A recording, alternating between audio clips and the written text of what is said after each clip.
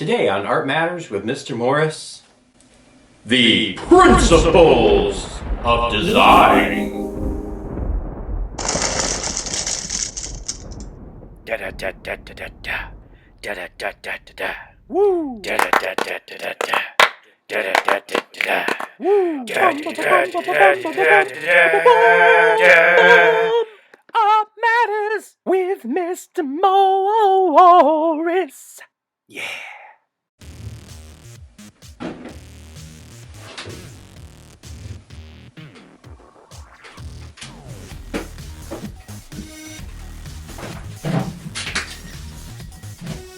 Oh, my artists. Don't mind me, I'm just listening to one of my favorite songs. You know, now that I think about it, songs are a lot like art, and art is a lot like songs, like music. All of the arts ebb and flow, they move together, they mix. All the arts are connected. There are many things as a teacher that I hope you walk away from these videos or classes knowing that you didn't know prior, but I think one of the biggest lessons that I hope you can learn is that everything is very interconnected. When we talk about the elements of art and the principles of design, those aren't just for the visual arts. Those can be used for describing any of the arts. We've been over the elements of art. Lines become shapes, shapes become pattern, pattern becomes texture, texture can have color, color has value, value shows form. What we haven't gone over yet are the principles of design. What's the difference? Let me explain it in a metaphor. The elements of art are kind of like the notes that I can play on this keyboard. You see, I have all kinds of different notes, and I can put them together in different ways. But it's a little bit bigger than that, because the elements are also kind of like all the different kinds of sounds that I can make on a keyboard, or in this case, on a synthesizer. Maybe this one's line, maybe this one's meant to represent pattern. Maybe this note is meant to represent a repeating pattern of an open shape. But here's the thing, our elements are wonderful, they're beautiful, they're great, and we need them to make our art. But just like music, I can't just sit here and go and expect to have it be a good sounding song. To have a good sounding song, I need to compose it. I need to put those notes together in a very specific way to create the sense of music. I like the video game Minecraft, and I like to think of the individual blocks in Minecraft as being a lot like our elements of art. They can be arranged in literally a million different ways, and the way that we arrange those blocks in Minecraft, that would be the principles shown in Minecraft. Another way of thinking of it is the elements of art are like Lego bricks, and the principles are the way we put them together. So all these Legos could form this cool Minecraft set, or they could form any kind of Lego set if you have the right instructions.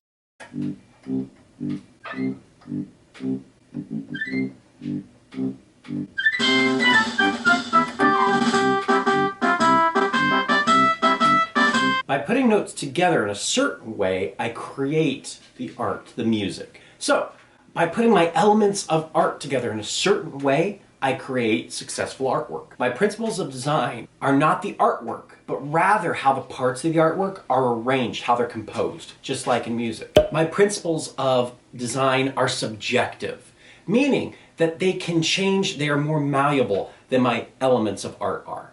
I can have a picture that's made up of just lines and shapes, but then I can arrange those lines and shapes in a way to show a principle of design, say balance or contrast. So what are the principles of design? Well, that's the funny part. They're a little subjective in the sense that different art books and different artists in different fields will give you different names and different terms. I've gone through all of our principles of design that I could find, and I've tried to make the most simplified, basic version of what these things are. Yes, I know if I have like a die-hard art educator watching this video, you may be saying, but Mr. Morris, you forgot this, or Mr. Morris, that's not necessarily one of them. I realize that some of these are going to be a little flim-flam. They're going to be a little bit different depending on who you talk with. All right, so what are the principles? I have a little tiny phrase to help you remember this. The movement of rhythm on a scale creates harmony. Movement, rhythm, scale, harmony. We're halfway there. Putting emphasis on space balances contrast. That's our other 4. All of those 8 terms are also reversible, which means that I can have harmony in my artwork or I can have disharmony in my artwork. I can have something be balanced or unbalanced. My principles of design can be reversed where my elements cannot. There is one area as my little disclaimer. Disclaimer. Space. In most cases, you'll see space is included as an element of art and not a principle of design. I'm going to make an argument right now that space is technically one of our principles of design, but it has parts of it that seem like an element. Let me give you a great example. I can make an artwork using lines and shape and pattern and textures. I can make an artwork using color, value, and form, but I can't paint with space. I can include space, but space by nature, at least in two-dimensional work, isn't something I can add on. It's more how I'm arranging what I am adding on. So if I'm making a picture out of nothing but shapes and I include space, it's because I left those shapes spaced out. I didn't create the space necessarily, I simply didn't fill it in that particular area. But here's the funny thing, our principles are affected by the elements. So if I remove the elements from a picture, the principles don't exist. Space, of course, would be different because I can have a blank canvas and say that that's negative space. It falls somewhere in this weird kind of gray in between. But space also deals with dimension and perspective. Those are typically described as principles of design. We're going to, for argument's sake, say that space is one of our principles of design today. This has been a disclaimer. The principles of design also aren't quite as cut and dry as a lot of people would want them to be. The principles of design ebb and flow together. I can have harmony in an artwork through making sure that I have a balanced piece of artwork. I'm using one principle of design to help create another principle of design. But in either case, I still need an element to make it to start with. I have these 3 lines and I can say that they are uniform in how they are arranged.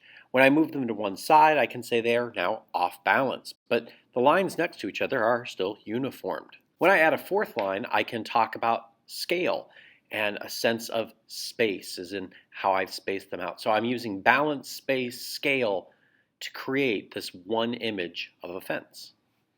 Today we talked about the principles of design and how they are used to describe the way that the elements of art have been put on to a piece of artwork. We talked about the 8 different principles, and I even gave you a way to remember those 8 principles. We talked about how Mr. Morris is crazy and I'm making there be 8 of them because I'm including space, and not everyone considers space to be a principle of design. Last, we talked about how the principles of design ebb and flow and mix together. They support each other while the elements of art support them. The rest of this course is going to be focused on the principles of design and learning how to represent those using all of those elements of art that you've been working on. Until next time, my artists, please remember, be kind to yourself and keep on making art. I'm Mr. Morris. Have a great day.